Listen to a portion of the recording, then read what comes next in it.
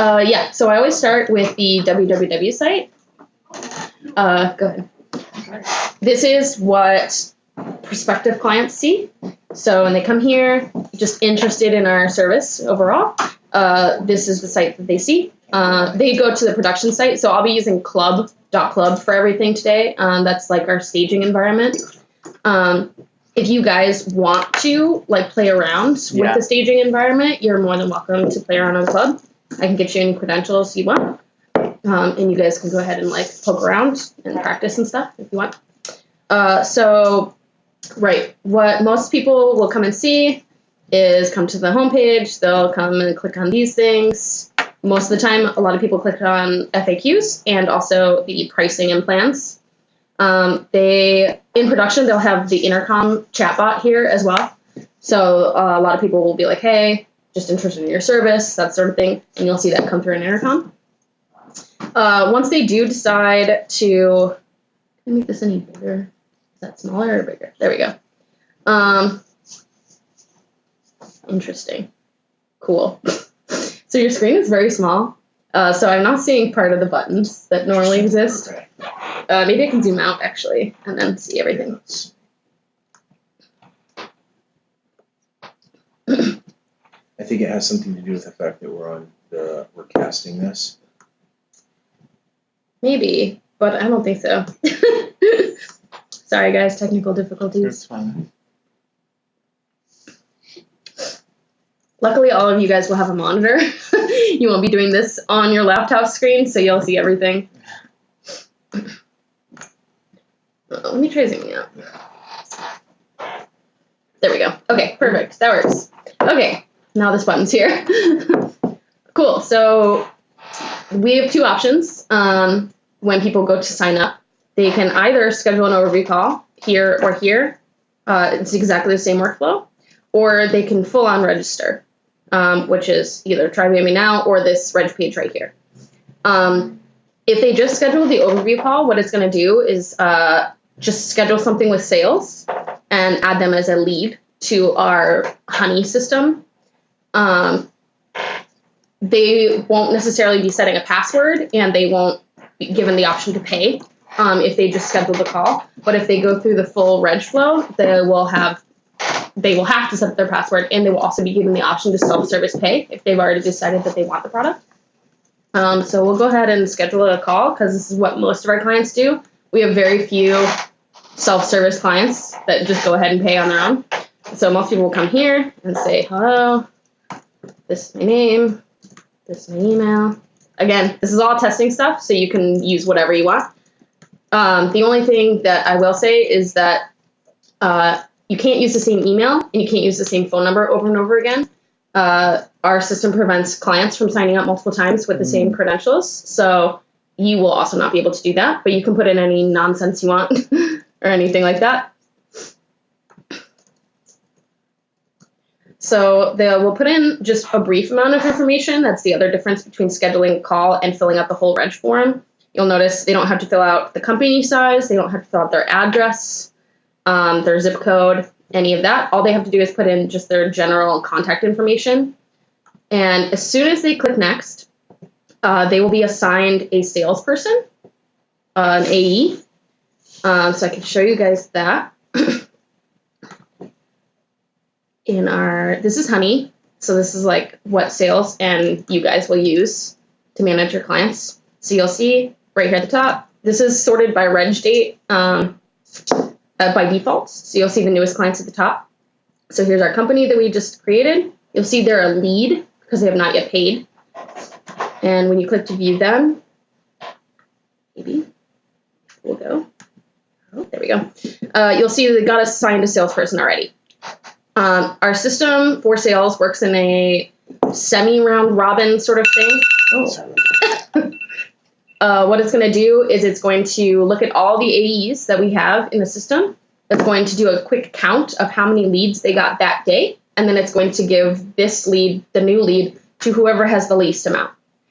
So in theory, that would be round robin. But occasionally what will happen is we'll have a test account. So we'll have to go in and mark that as test, and that will be removed from their leads. So then they'll get the next lead. So everything's trying to be as even as possible. So this calendar that the client is seeing here is only the calendar for the AE that they're assigned. It's not everybody's availability. It's only the one they're assigned to. So they can go ahead and choose any time that they want and click schedule a call. They'll get this confirmation here. They can download a file if they need to add it to their personal calendar. But they'll also get a Google Calendar invite. Question: Has there ever been a situation where a lead did not find an opening for a conversation with an AE, and then they had to possibly be moved to a different account executive? Typically, when people go ahead and like contact us and say, "Hey, I want to have this call, but you don't have any like time slots that are open," the AE will just go ahead and contact them whenever they're free. Gotcha. They have full reign to go ahead and contact people through intercom and like set up a call outside of the system if they want. We encourage them to use the system because we are tracking certain data from that, specifically like how many calls it takes, whether or not people show up for their overview calls in the first place. Like we have a 50-50 shot of that right now. So we're trying to work on that, trying to create email campaigns and stuff to make sure we're reminding the people that they have their call. So as soon as you click finish, because we didn't set a password, what's going to happen is this is going to turn into the to app button. And that's where they can go ahead and create a password. Also, after about 5 minutes of being registered but not having a password, they will get an email that is asking them to please activate their account. It will have a link in it. They can click it and it will take them immediately to set up their password. You can tell whether or not someone has set up a password or not by coming in here and viewing the staff person and looking at the status right here. The status is created. You'll have this activation email button, and you can send them another one if, for example, they never set up their account, that was months ago, something like that. Once they have set up their account here, it's not going to say created anymore. So we can go ahead and log in as this guy. And I will show you. So this is the masking feature. I know you guys will typically use this a lot to make sure that documents have actually gone to the right person. Just double checking your work overall. You can mask as anyone in the company's employees or the customer. So this is what the person would see if they clicked the link from the email. It's going to say, hey, welcome to Bambi, create a password. Again, if they went through the full reg flow, they would have already done this. So everything will have been created already. The only restriction we have on password is that it's 8 characters. And obviously these two have to match. We have no restrictions on having to have like certain characters, special characters, capitalized numbers, nothing like that. So once they activate their account, as a lead, they're going to be taken to this About Bambi page. And this is just going to give them a brief overview of what they've already done. If they haven't scheduled a call yet, it will go ahead and prompt them here to schedule a call. If they need to reschedule their call for whatever reason, they can click here and do that. And they have all these tabs to view, which these tabs also exist in paying customers. But if a lead clicks on these, what they're going to see is just an overview of what this page will look like. So kind of a mock-up. So you'll see like, okay, I see like they're going to have me do all these things. This is where I can chat, that sort of thing. It's all just complete mock-ups. They really have no functionality at this point except for to pay. And they can go ahead and change their settings and reschedule their overview call if they need to. Oh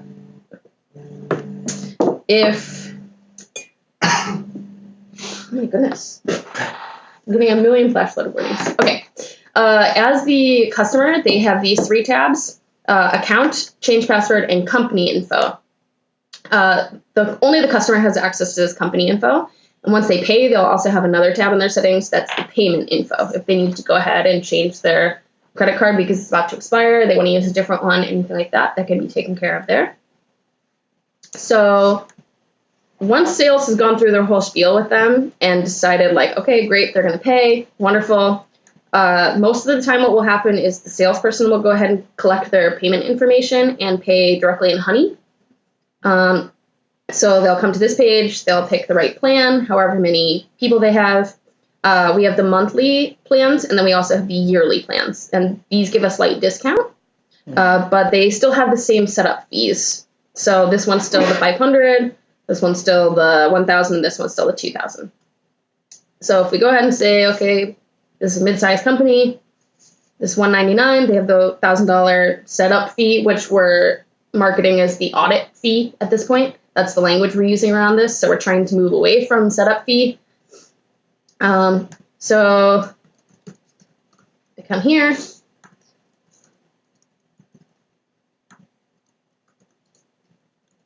And they pay. If you guys need to pay or you want to pay in this testing environment, the credit card number to use will be 42424242, just repeating over and over again. This is recognized in our third-party payment tool as a test number. So it knows, like, okay, this is for testing purposes. Do not put a regular credit card number in here. It will warn you, but it's not great. And vice versa, do not put this into production. It won't let that payment go through, and it will give you another warning. So now the person has paid, and they will have full access. And this is the point where HR takes over. So the company is automatically assigned, but if the person that's being assigned is overloaded or something like that, then they can go ahead and change it here. In the testing environment, we only have one person, so it's just going to always go to this person. But obviously, there's like multiple of you guys, so you can go ahead and change this. How does it know which HR manager to assign? So that's set in the configurations, which is on the God level, admin level privileges. Right now, the way that HR assignment works is we pick one person, and all the new companies will go to them. This was good before when we were hiring one new HR manager at a time, because obviously they would get all the new clients. But now that we're hiring more and more people, we're going to have to adjust that. It's going to probably act more like the sales round robin sort of thing. But that's in the to-dos. Right now, it's just going to always go, I think it's assigned to Julie right now. So every single company is going to go to Julie. And then as you guys need to, you can go ahead and come in and reassign it. Got it. Until we change how that works. Cool. So you'll see here now there's lots of new tabs. The salesperson had very few tabs. They basically had to-dos, notes, staff, and events. That's it. As an HR manager, you'll have a lot more. I'm God level, so I can see what the HR manager sees, but basically all you guys will see is customer and global policies when you log in. And actually, I'll go ahead and log in as the HR manager. I'll get you guys this stuff too. If you want to go ahead and play around as the HR manager or as the salesperson, if you're really interested, I can get you those credentials. So I'm logged in as the HR manager. I will get to what this page is in a second, but your overall duties are going to be in this view section right here. Pretty much every interaction you have with your client is going to go through this section of the app. So now that the person has paid, their first call to action, if you refresh this, is going to be to set up their initial call with the HR manager that they're sent. So it's going to have me relog in because I paid. So I'll mask again.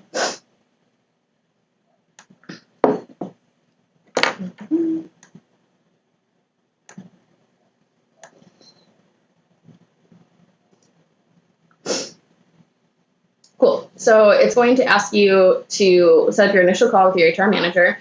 And as far as I know, this is not the audit call. This is just the first initial, like, let's see where you're at sort of call. It's 30 minutes, so it's just to get a handle on where the client is at, put out any immediate fires, cover any craziness that's happening for them. Oh, so I thought the first call was the intro call, no? Yeah, it's the intro call. Yeah, not the audit. So this is the initial call is, I think, on the HR manager side, we call it the intro call. Yeah. Internal. Same thing. But it's Yep. not the audit. No. Not yet. I'll go through what the audit is in a minute. Okay. So But we don't know what happens on this call. yeah, so if you talk to Matt and listen to some of the initial calls that have done by the other managers, basically it's just to introduce yourself, introduce the company overall, and to go ahead and get a handle on where they're at right now in their process. Like if they have any HR managers currently, if they're using any other services. I know like obviously people have different payroll services. Some people even use different HR services like Bamboo. Keep me honest. Didn't we listen to intro calls yesterday and didn't they go through the audit? Yeah, but but remember when they say like the intro, hey, how are you? Tell me about myself, and then they go into their business, and then we go into the roadmap with them. Okay. Yeah, but we do go through this in the 30-minute call. We go through the audit questions Yeah, with them. all but 40 questions. Yeah, but what she's saying is like first we're doing like the intro. We're saying about who we are, a little bit about them and what their business needs is, and then we go into the roadmap with them. So it's essentially the same Do you thing. go through the whole Q&A on the intro call? Yeah, we do. I'm surprised you can get through that actually. Okay, Yeah. I just want to make sure. No, I'm you're not right. confused. You're right. Okay. It's what we go through. It is what but we first introduce ourselves, talk a little about the business. Yeah, got it. Yeah. Yeah. Okay, And then we go through the roadmap. Okay. cool. Cool. All right. Cool. So now we're all on the same page. Yeah. Great. So I will show you the Q&A next then. So they schedule the call. Now the call. Can I ask This, you a quick question? yeah, Sorry. sure. So, This isn't set up right now for the HR person, so the calendar is unavailable, so I won't be able to actually schedule the call. But you guys get the idea. It's the same thing as sales. Yeah. how long after the setup, their setup, does the intro call get scheduled? So right now I know that sales is trying to get them to schedule these intro calls immediately. Like Right. as soon as they pay, they want to try to get a call on And what does this. that communication look like? I am not 100% sure because I've been here. Okay. But I do know that Jake works with Matt and they discuss like who has the capacity to take new clients, like how, like what time, what date to sort Got of it. get them on the calendar, Okay. that sort of thing. Because I know right now there's a lot of people who aren't taking calls yet, that sort of thing. So like they have to, it's a day-to-day basis basically, and Thank who's you. taking the new people. Okay. Mhm. Cool. So, right, you're on the call. Go ahead and go through the Q&A. So this feature is going to have more Q&As in here eventually, but right now the only thing that lives in here is the audit.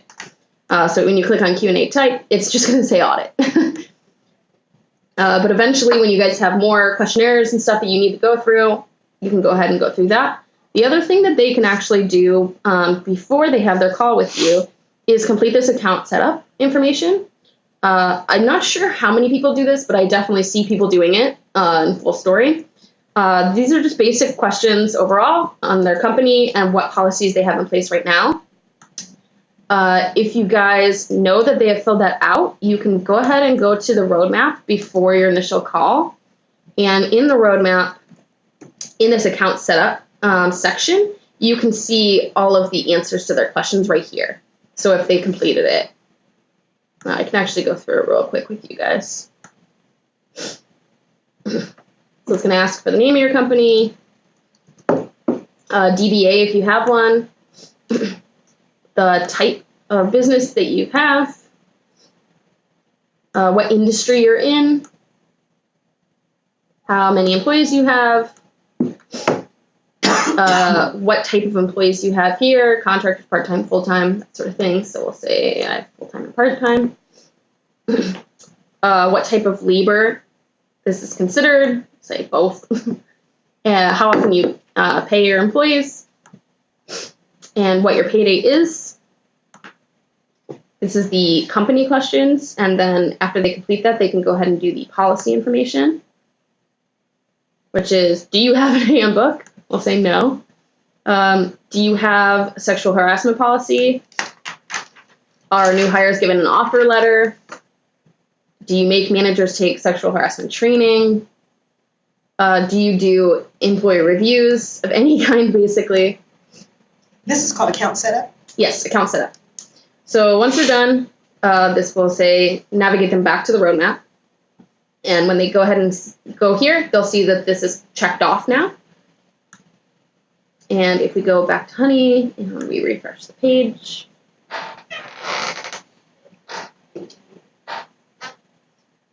okay, log me out. Back in. Club is our staging environment, so there are some issues with the credentials and stuff. You might have to log in a few times. That should not happen on production, so if you're getting logged out on production often, definitely let us know. Cool. So now we come to the roadmap again, and we can see, okay, great. Here's all their answers that they had. If they answered that they did have a handbook, then they can upload it. And here you'll see like the link to go ahead and view what they uploaded. So if you know that they filled this out ahead of time, you can actually come in here and get this information and put it into the Q&A. We have plans in the future to automatically map these answers into the Q&A, but that's not what's happening right now. I do know occasionally people get frustrated when you ask them the questions that they already answered in the company setup. So if you happen upon knowing that they filled this out, it's a good idea to go ahead and check out the answers. So go ahead and create the Q&A.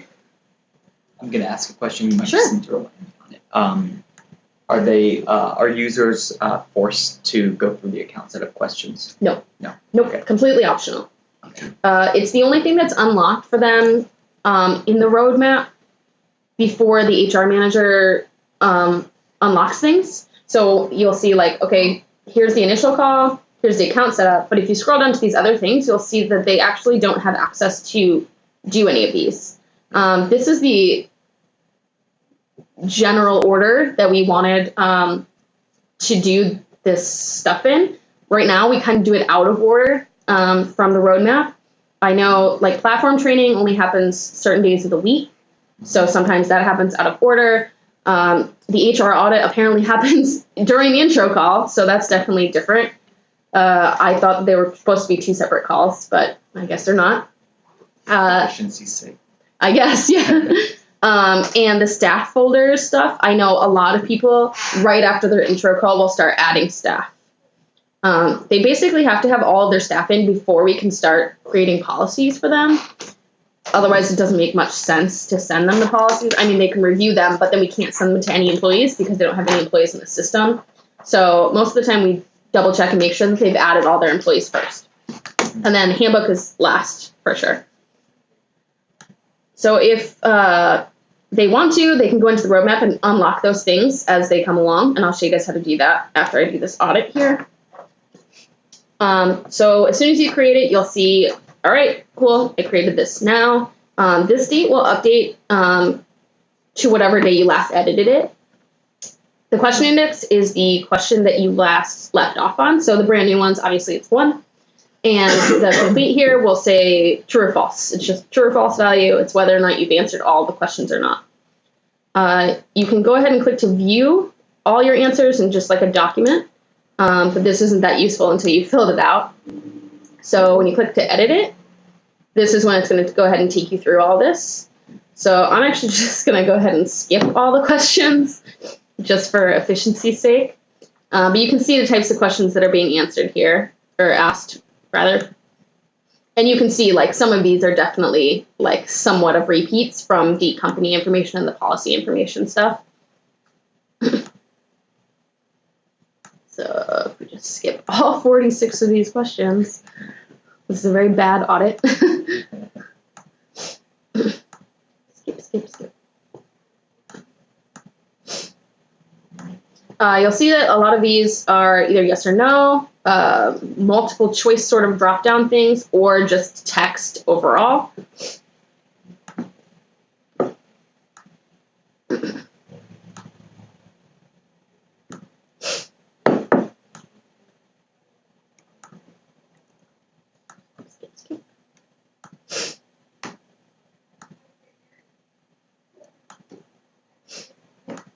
Even though this is more efficient than actually filling out the answers, the audit is long at this point.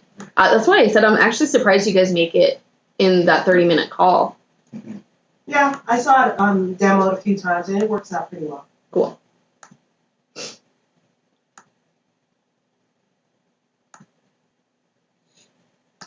In that case, what I would actually suggest for you guys is to hide the section on the roadmap that is for the audit call, like scheduling the audit call. Because if you're doing it during the intro call, I wouldn't want them to be confused and like be like, wait, I need an audit call. And I could then be, you need I to could be like. all the way wrong because like this is day 3. So It's fine. I'm just saying. I'm just saying, no, don't say what Halima said. right. I'm just, Yeah, if that is the case, what I would go ahead and do is come into this HR audit section of the roadmap and go ahead and click hidden. Just so that way they're not confused into thinking like they have an audit call coming up or like, where's my audit? Like, I never got it scheduled. Sure, yeah, you can ask. You're saying if they've already Completed gone it. through the Yeah. Q&A questions. Right. That is the audit, so Yeah. I just wouldn't want them to be confused. We also offer the HR managers the ability to schedule these calls from Honey. So if for whatever reason maybe you got on the phone with them immediately but they didn't schedule their intro call or you need to schedule another call, you can do that in Honey rather than having them schedule it for themselves. it's the same thing. Okay, cool. That's what I would suggest just to ensure that no one's getting upset. There's no double work. Yeah. I already answered your questions. Yeah. Why is this HR audit still on my screen? Yeah, that or Is like that a new thing? I mean, they're paying, the setup fee is for the audit. Right. So if we do the audit in the intro call and they don't understand that we're doing the audit and then they still see that this is on here and that's the $1,000 that they paid for, they're going to be like confused. Yeah. So it's good to just hide it, I think. I don't know. We may need to make sure. So if they come here now and log back in, you'll see that it's hidden, so they don't have the ability to even see that that's on their roadmap anymore. You could also mark it complete if you think that would be a better workflow. Hide or complete. Yeah, I would do one of those. So again, if you come to the roadmap section here and scroll down to the HR audit, you can say it's complete instead of hidden. And that might be Yeah, better. that's probably better. Yeah, just so that way they know. Oh yeah, and that looks better to know that it's already been addressed. Yeah. Mm-hmm. So if I was a client looking for my audit and didn't see it, I'd be like, wait, what? Yeah. Great. So now you've had your initial call with them. You've completed the audit. So here we go. It's marked complete. You can go ahead and view all your answers. It will say skipped for all of mine. But when you fill it out with real answers, you'll see the answers that they put in there or that you put in there. So the other thing that they can do before or after their call is have a conversation with you. When employers come to this page, they will see lots of different options to start a chat. This is basically just to give you a heads up on what the topic is that they're going to chat about. Employees also have this chat option, but the only option that they have to start a chat is just new chat. So they don't have any like terminate employee or anything like that. So if we go ahead and click new chat, say, hey, I don't know what I'm doing. And we start this chat. Instead of being given these options again, what it's going to lead them to is this view of their chats. If they need to create a new chat thread for whatever reason, they can click this plus sign.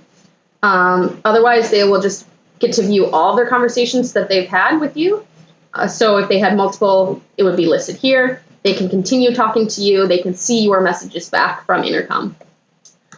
Within Honey, we have this conversations tab. So all the conversations from anyone that's belonging to this company, employers and employees, managers, everyone, will come to this conversations tab right here. You'll get a little notification on how many active conversations you have. Within this, this hasn't been updated yet, but in production, you can actually go ahead and chat directly in here. So instead of this view and intercom line, you'll see like a line and a button to send the chat. So you can go ahead and type back directly from here. You can also, if you need to, create a to-do. So I'll get into to-dos. Basically, if someone sends you a chat and they're like, hey, can you create this policy for me? And you're like, okay, I need to remember this for later. You can go ahead and click create ticket. It's going to have the message already. You can put in whatever title you need. Teach this guy. And pick a due date if you think you need to set one. So this will just give you an overall reminder on how long this has been in your queue. So say maybe I'm like, okay, I need to do this next Tuesday. And create it. It will go ahead and say, all right, we created this for you. If you go to your to-dos tab, you'll see, great, I have this new thing here. You'll see the due date. You can go ahead and edit it if you need to, or skip it if you're not going to complete it. I don't think that that function is being used often right now. I think most of the time people just complete it. You'll see right here that we already have some to-dos that were already created. So immediately when someone signs up, the salesperson is going to get this to-do.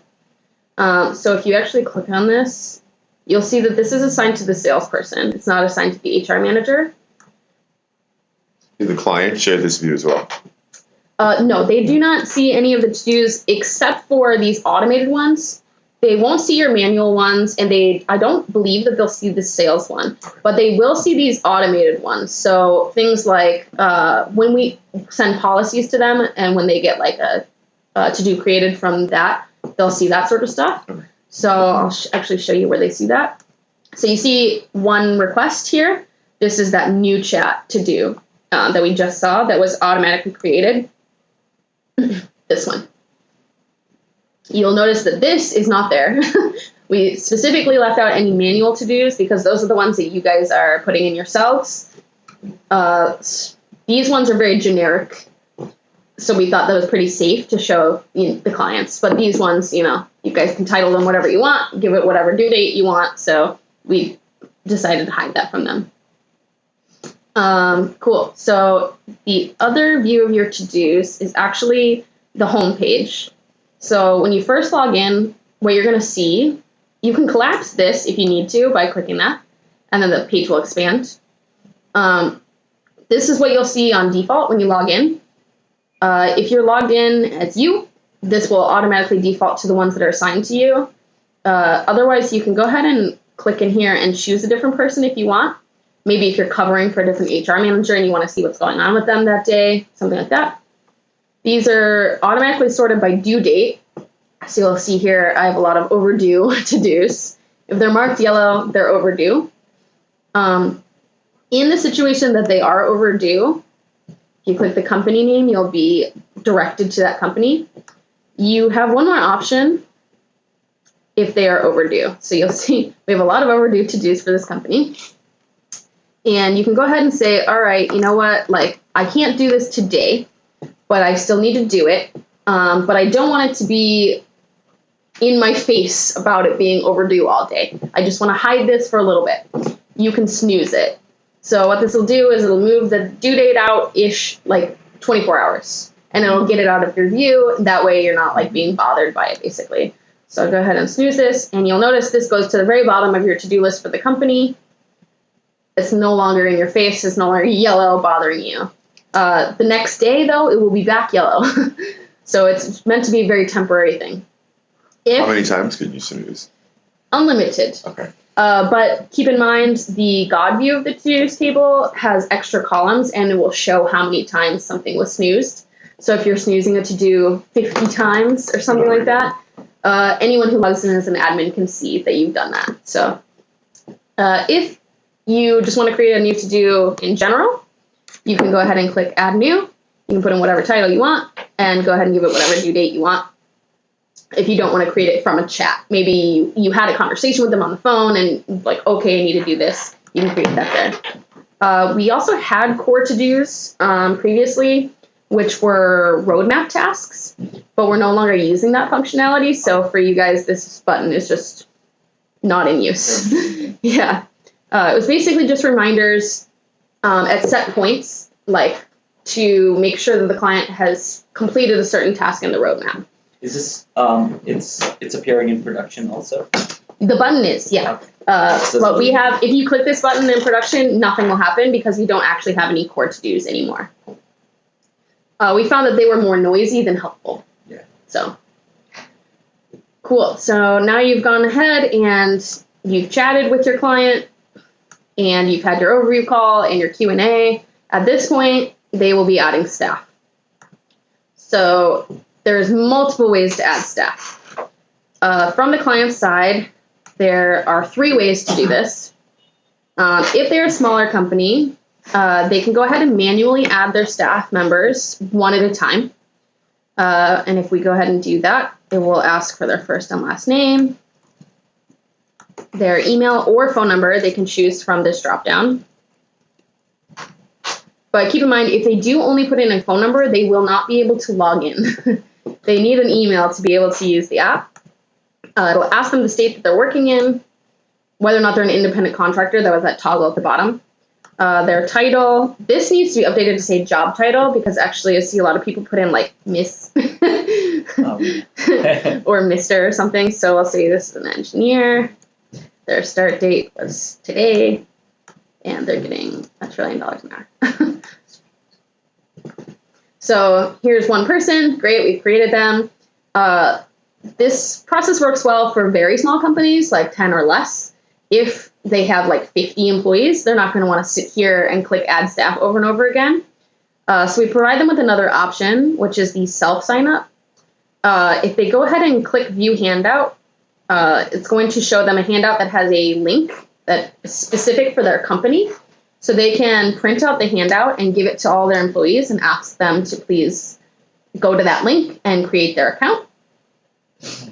I don't think too many people successfully use this. We've had one company that successfully used it and we were very stunned. Because most of the time what happens is the employer gives this to their employees and their employees never do it. Yeah. So the other option we have is actually on the roadmap. If I go ahead into Honey and I activate the staff folders section of the roadmap here, so I see this is active now, and click off and click back.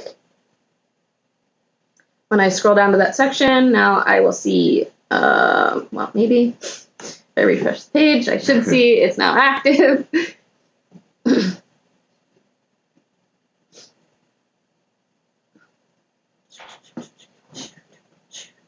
It's not. I don't know why.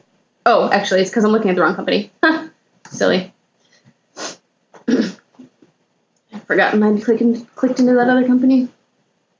Cool. So now I'm on the company I'm actually looking at. Go to the roadmap. Mark that section as active.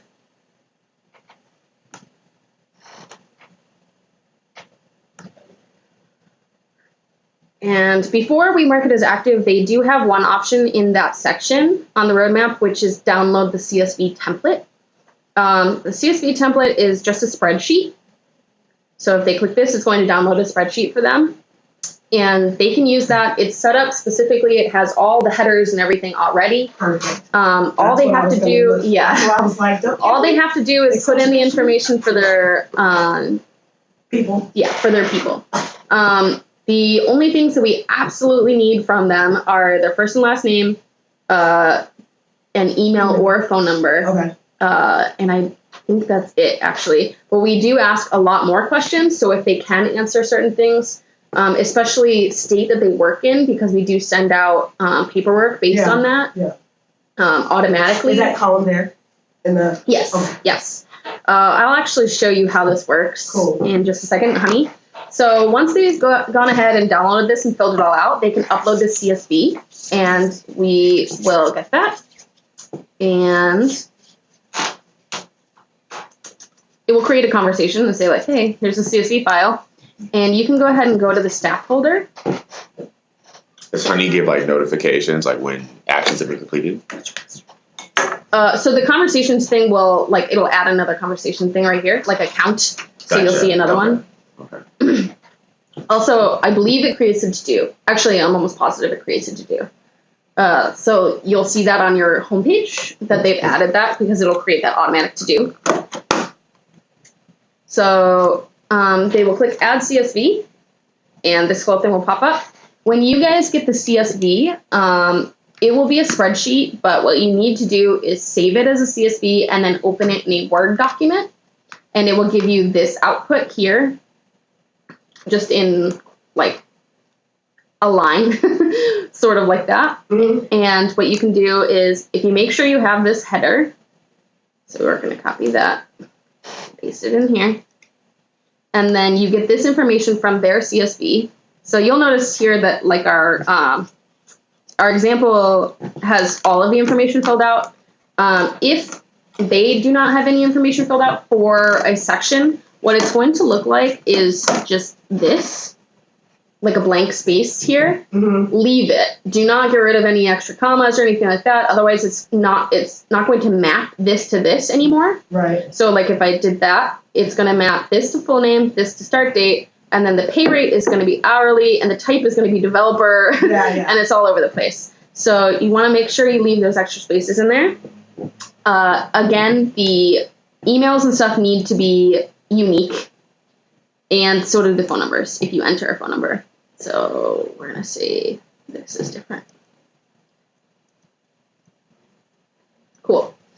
So once we fill this all out, I don't know why this is doing this. Does that have 310? There we go. If you click convert, it's going to give you a Lovely. nice view of everything. So you can go ahead and look at this and make sure that maybe you didn't forget any commas or anything like that, and make sure all this stuff is actually being mapped to the right things. The other thing to note is if you have a blank line at the end of the CSV, so I'll go ahead and show you that, maybe once it's canceled. So if I go ahead and just put a blank line here, when you click convert, what it's going to show you, maybe I have to put an actual space.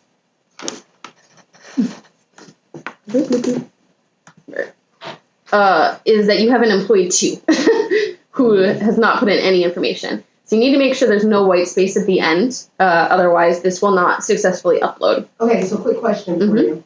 So we copy paste that first one. If we just copy and paste the lines as they are above.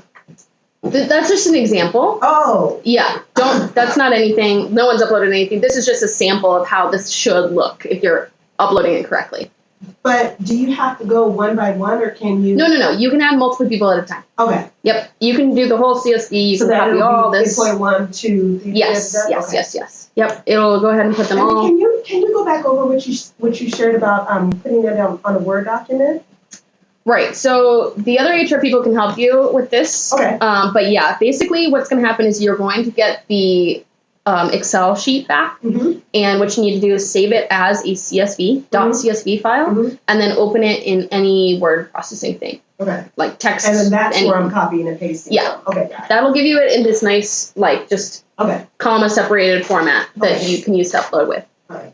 So if we go ahead and click import, this should add this person. If there are any errors in what you put in, for example, the email is a duplicate, it's already in use, cool, log me out.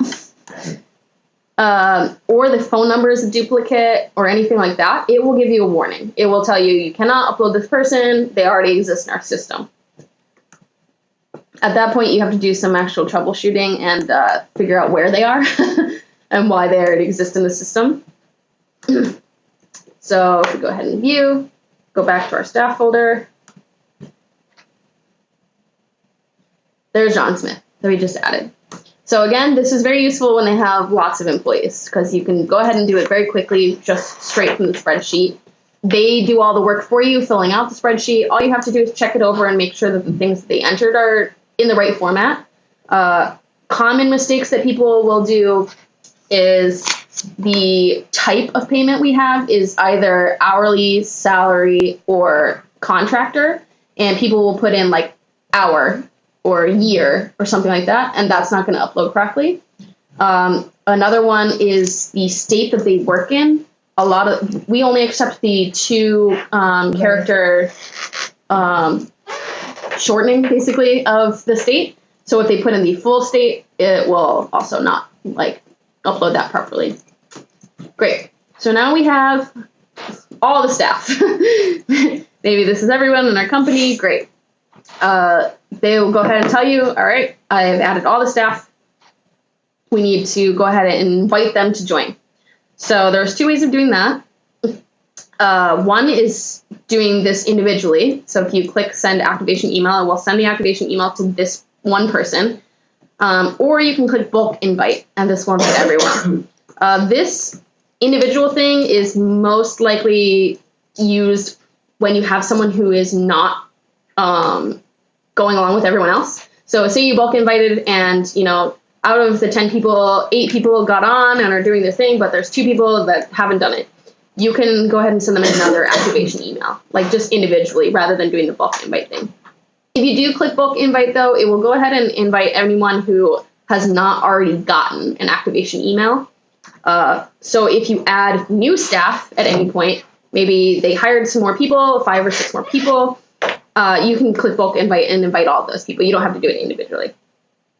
The new hire notices are automatic if the people have the state like the state that they worked in, put in immediately. If they did the CSV and they left that blank, it will not send automatically. So if you go back in and you have to edit that and you need to send the new hire notices, you can go ahead and send this. These are by state. So if the person, that's why we need that information, like what state they work in. A lot of them are from California. So if they work in California, they're going to get a lot of automatic things sent to them to go ahead and read over and acknowledge. It's mostly pamphlets, stuff like that. So great. Now we have all of our staff in. I'll go ahead and show you what it's going to look like when they click their email link to go ahead and sign in for the first time. If they happened to do that handout, then this is also the process that they'll be taken through to go ahead and sign up. But in this case, we have some of their information already, so we auto-populate it into the form. But this is the same form they'll be using if they're setting up their account for the very first time, like from the handout. We just won't have their email and stuff in here already. So they'll be asked to set a password. They'll be asked some personal information. Here, the only things that are mandatory are their first, last name, and the last 4 of their social security number. Their address, the only things that are absolutely mandatory are this line, so their street address, and their state. They can go ahead and fill in this other information, but they're not mandatory to move on. This is their emergency contact information. None of this is mandatory, so they don't have to fill out any of this at all if they don't want to. After they've gone through and written everything up, it's going to say, great, meet your HR advisor. This will be whoever they're assigned to. So in this case, it's Bridget HR. Your picture will show up here. I just don't have a picture on the test account. So you say, great, continue, and it's going to lead you to be logged in. So as you can see here, the employees have much less options of what they can do within the app. They don't have this thing up here to see the requests for the company. They don't have any of the cabinet policies, anything like that. When they do get sent policies to sign or any of the new hire notices or any other file acknowledgements, resignation letters, corrective actions, it will all be sent to this to-dos section. So you'll see right now we haven't sent them anything. Once they sign any of this, or if someone uploads a file to their folder directly, like the customer, the employer uploads something, they'll see that here. They do have the conversations, they can chat with you guys, but again, they only have the new chat. That's all they've got. And their settings are slightly less involved. It will only be their personal information and changing the password. They won't have any access to the company information, and they won't have access to the payment methods. So if we go back and log back in as the customer,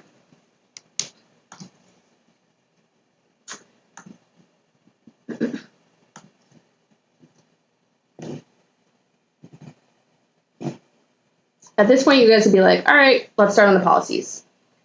We've got all our staff in, everything is going good.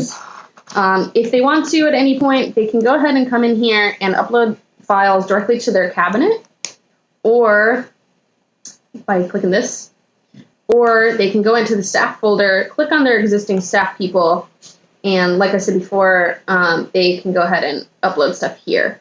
For whatever reason, still, even though James told me he updated Club Still yesterday, it's not updated. Yeah. So you'll notice if you were in the demo the other day, there was that notes section here that's missing.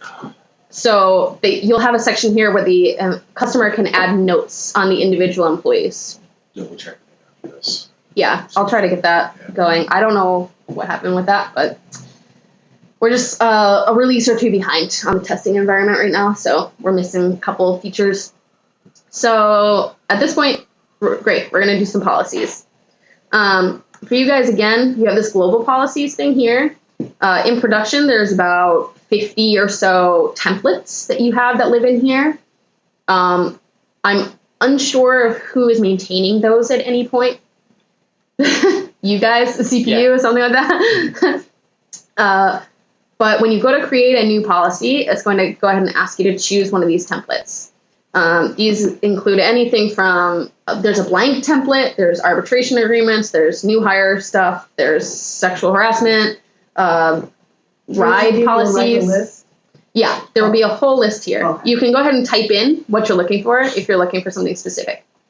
In this case, we only have this test one, and you can call it whatever you want, but note that the client will see this. This is what the client will see. They will not see the template name. So, for example, if you chose blank, it wouldn't be called blank. It would be called whatever you put it in here, and the description, whatever you want. So when you create this, it's going to lead you to what the template looks like and allow you to make any edits. Within our policy creation stuff, we do use variables. So for example, if I want to put my employee's name in this somewhere, I will say, okay, so like the full name of the employee is great, wonderful. Or their phone number, their address, same thing with the company information and the manager stuff. So whatever their names are and titles and stuff are. If for whatever reason the information for the variables does not exist when they view or when you view the preview of this, it will be blank. If you notice that and you really need this information to be in the policy, you need to contact the owner and ask them this information. Make sure that they have it in the system. Cool. So now we've decided this is great. We like this. We've saved it. If you want to go ahead and look at what this will look like for any particular employee to make sure that the variables are looking great, you can go ahead and click that little I to view this. And this is a list of all your employees that you have. And you'll notice that right here, the full name is being populated correctly.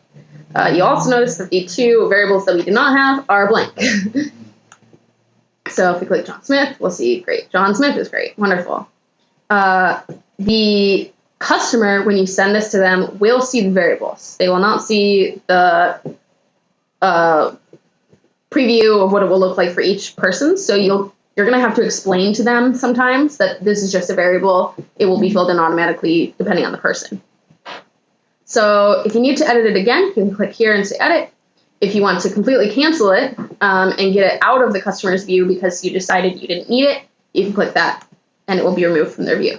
As soon as you put this in QA, I believe, as soon as you start one, they will see that this is being prepared. Once you've decided that this is good, you want to go ahead and send it, you can click Past QA and click Send. At this point, the customer will be asked to review the document. So, see here, great, this is ready for you to review.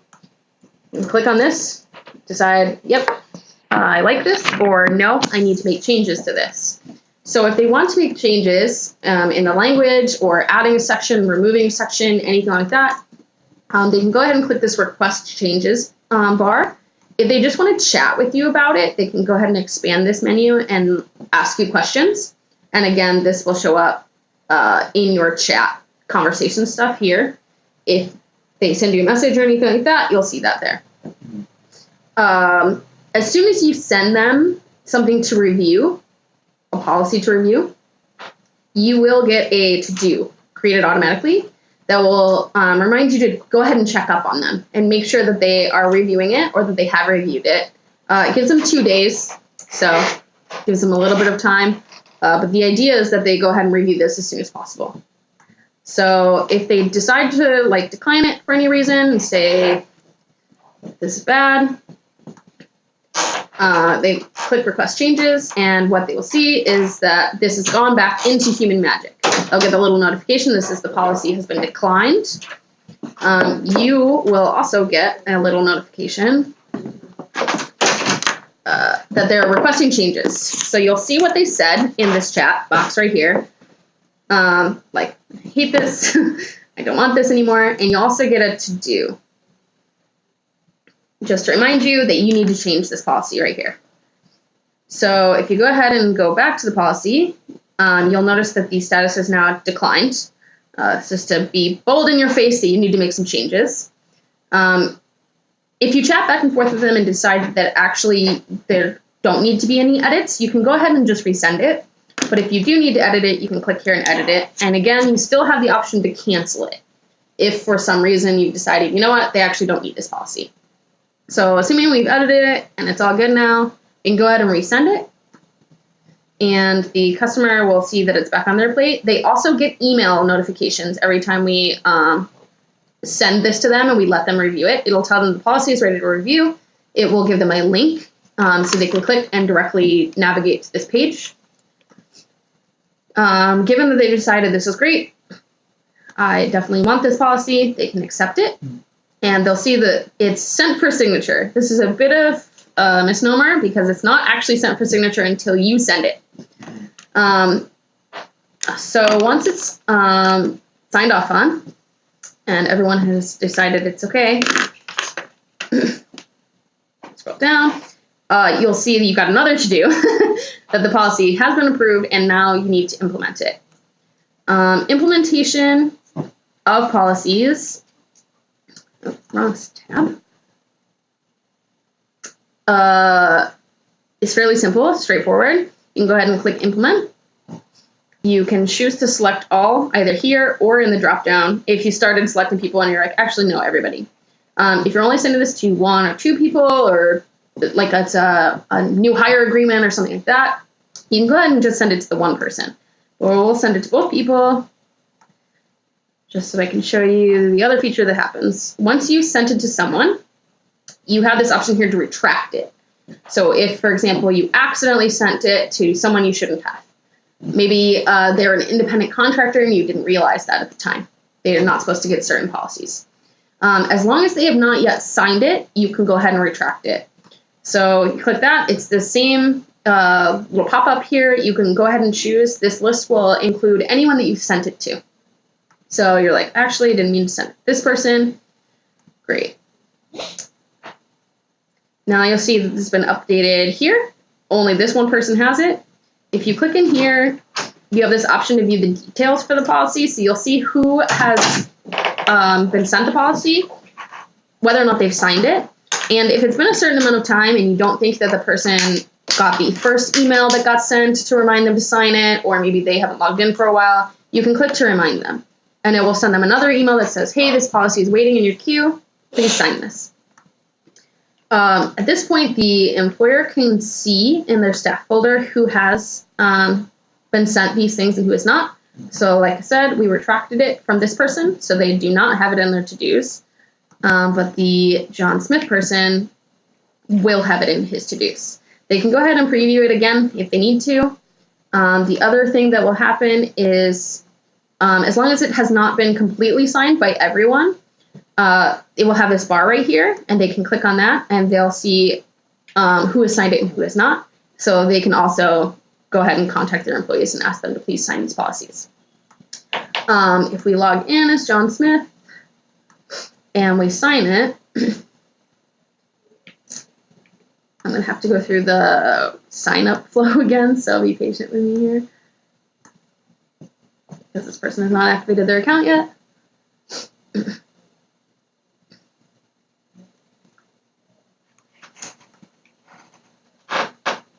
A lot of people don't sign in until they've been sent policies, so this is a fairly accurate workflow, actually, of what they'll be going through. So set that, set this. You notice again, because I uploaded this person with all their information via CSV, all that information is being auto-populated. HR person, great. So they're logged in, and you go ahead and see, great, this policy is here for them. They can click to review it. You'll notice again, this has actually been filled in with their name, and they can click to sign it. Once they've signed it, it will be sent to their folder as completely signed. Since everyone that we've sent it to has signed it now, when you go to your policy tab, you'll see that this has been completely implemented. The check mark here, you will no longer be able to retract it from anyone because there is no one who has not signed it. If you need to go ahead and implement it to more people, maybe again, they hired some more people and you need to go ahead and send it again, you can click implement additional and send it to those employees, and it will change the status back to in progress. And the customer will also get that bar again where they see like who has not signed it. But if we log in right now as the customer, because everyone has signed this policy, they will see that the policy has been implemented across their company.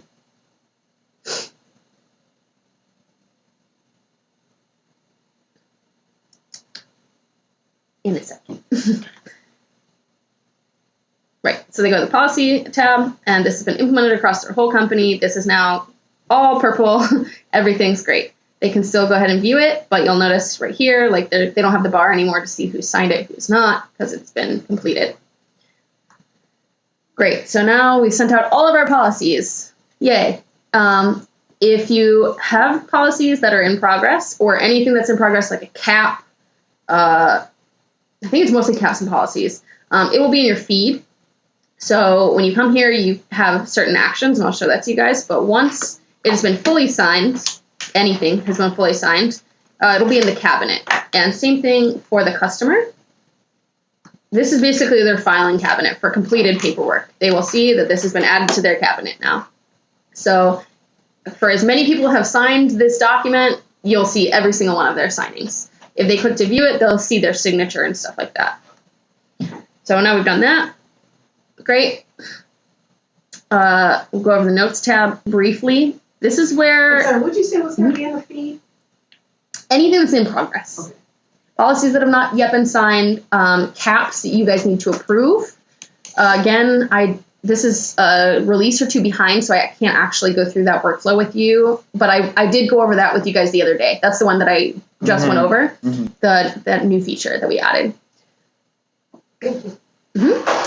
So notes are, I believe, mostly used by sales. They have the option to add these notes and say, like, this is where we're at with getting this person to sign on, but you guys also have the option to add notes.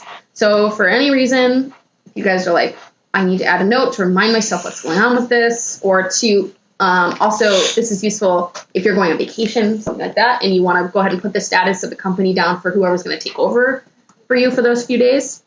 You have several abilities here.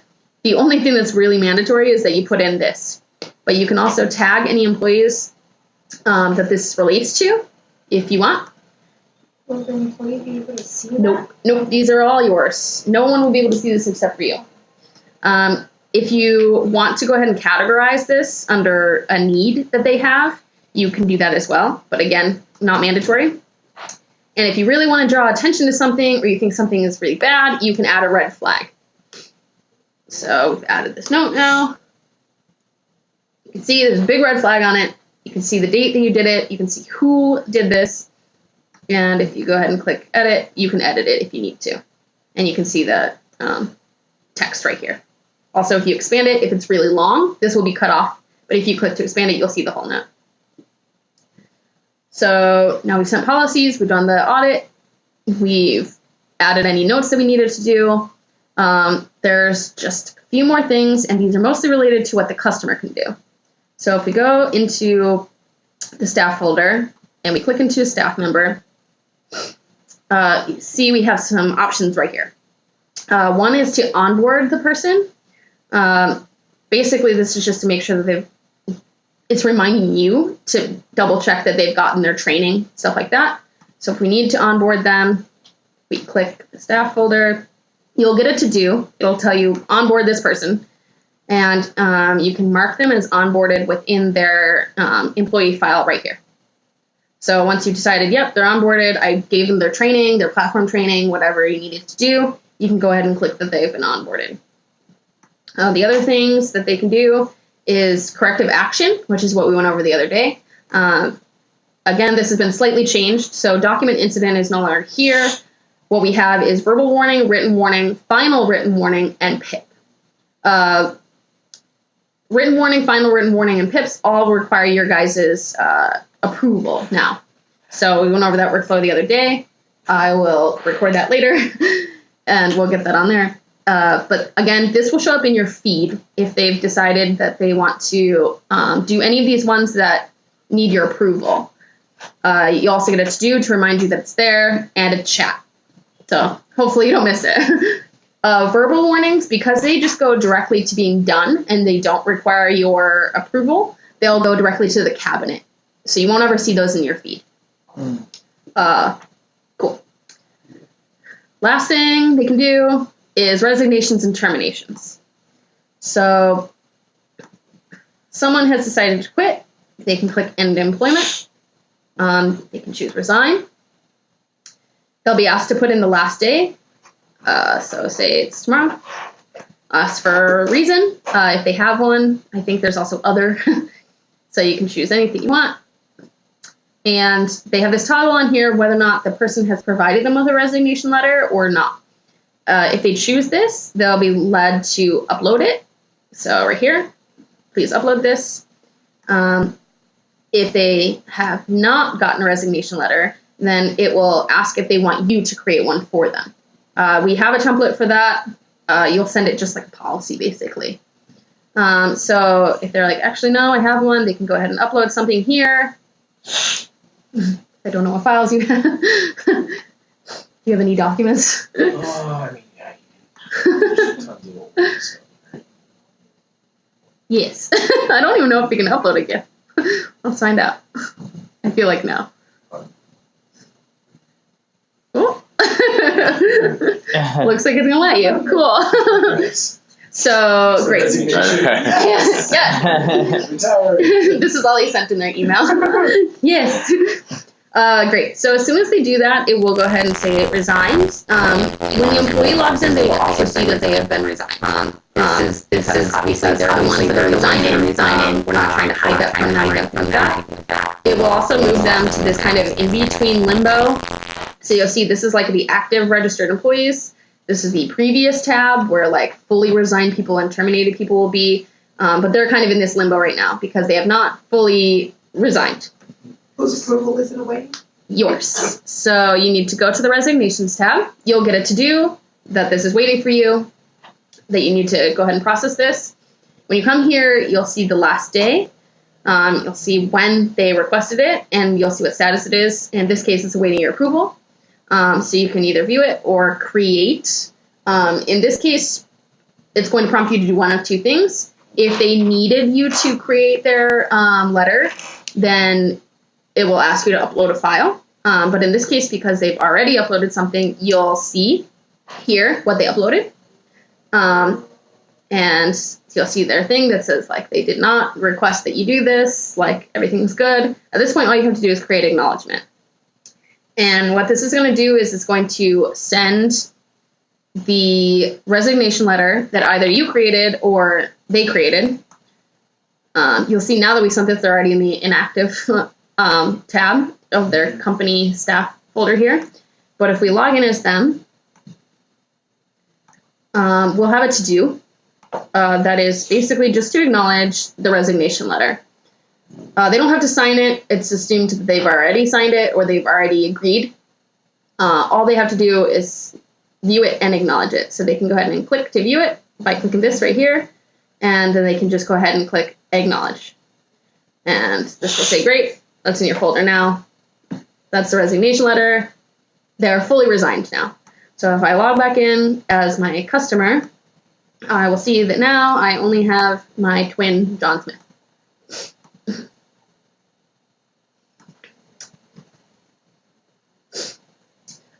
Great. So now, last thing is terminations. If the employee has decided, you know what, John Smith is doing a really bad job. I've already written several written warnings for him. He's just not keeping up, that sort of thing. They can go ahead and request a termination. They will not be uploading anything here. All it's going to say is, are you sure you want to start that termination process? You say yes. I'll say, great. It will prompt you guys to please call them and have a conversation about what's happening.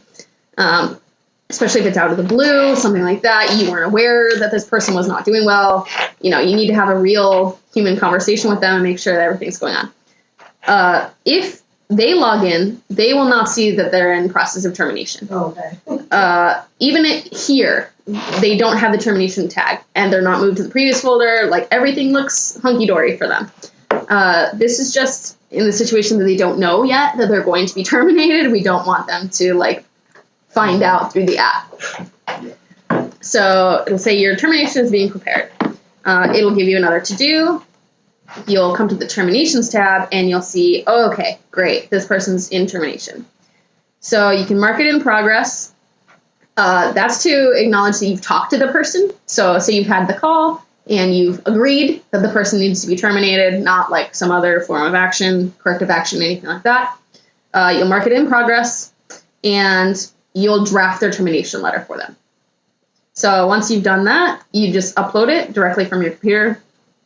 So we'll go ahead and put that GIF in here again.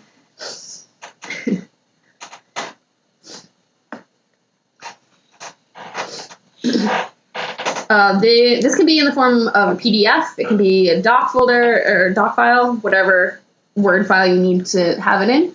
And once you actually refresh the page, you'll see that this has been changed now to the download step.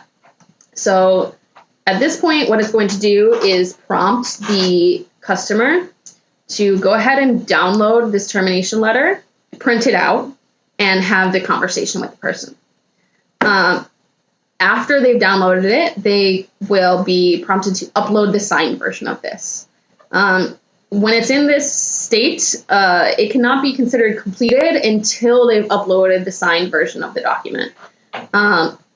Because it's not directly signed through the app, it's like a printout, have the conversation, and then re-upload it. We do have some trouble getting this last step completed, so you'll have to go ahead and ask and make sure that the person is going to upload this. So great. Again, put this GIF. It's only now, after they've had the conversation, after they've uploaded the signed version, that the termination will be marked completed. So now, if you go to the staff folder, there's nobody there. Everyone has quit. Yeah. This guy's in a bad state. So if we go ahead and refresh this, maybe refresh, everyone should now be in the inactive state here. It's going to make me log in again. Ooh. Sure, God is fine.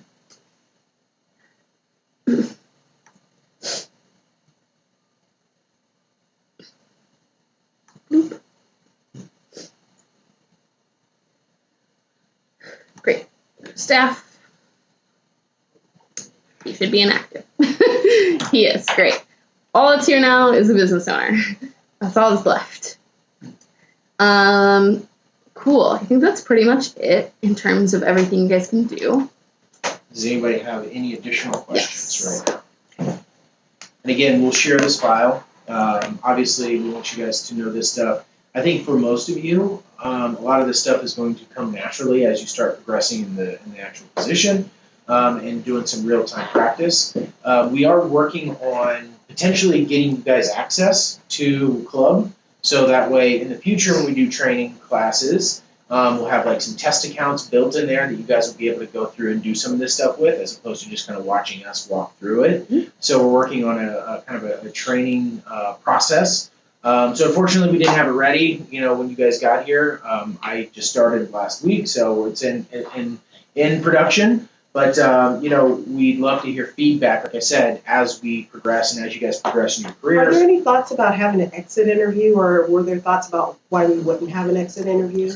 That I don't know. like built into the system. Yeah, I'm not sure. yeah, because I'm thinking if I you have, believe- I if you think have that- like 5 employees, it may not be a big deal, but if you have, 20, 25, you might want to start capturing that data for your own business Mhm. just to see, best practices or areas of opportunity. They can, so if they print out the document and they have the exit interview with the person, like the termination talk, and they decide to have an exit interview, they can go ahead and document what happened in the notes section in the app. Yeah, It's not the best way, but Yeah. that's the way they have right I'm now. just thinking 5 questions. Mm-hmm. Yeah, Mhm. I mean, Yeah. as we discussed, there's always stuff that they're looking at on the Yeah. product roadmap. So Yep. they might have already thought about that in some capacity. I'm not sure. Yeah. But anyways, so we're not taking up any more time in this conference room. Bridget, thank you again. For Thank you, recording. Bridget. Thank you, If guys don't have Bridget. Further questions? I do have one yeah. question. Yep. Apologize. What's that? What about for the manager, HR manager Mhm. account and for the user accounts? Is there session timeouts for each one, or the log? Yeah, I think they're just pretty much logged in for forever. Oh, okay. Actually, we've had some bugs around that, where people attempt to log in when they're already actually logged in another tab, Oh, yeah. and That happened to me. yeah, it gets goofy sometimes. If you experience issues with that, definitely let tech know, and they'll work on it. Cool. All right. Well, again, thank you guys. Thank you. I'll be Thank working you. on getting this cleaned up, and I'll This get is the good. get the Thank you so recording. much. Thank you, guys. Okay. Cool. Thank you. Appreciate it.